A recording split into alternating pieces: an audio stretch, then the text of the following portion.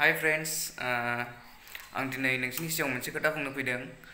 आंना बे दा जे नोंसोर नायबाय थानाय यूट्यूब चेनेल बियो आंना जानाय नंला, बहाय आं भिडिअ हगारनो हानाय नंला।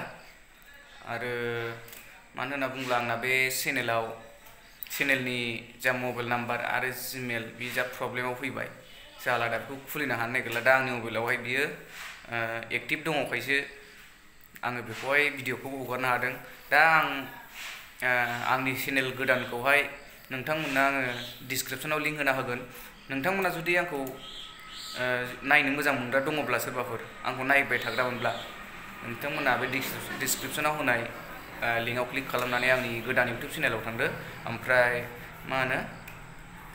बेवहाय आङो गोदान भिडिअ थाब आपडेट होबाय थानो नाजासिगोन, टाइम होसिगोन यूट्यूबाव एबार।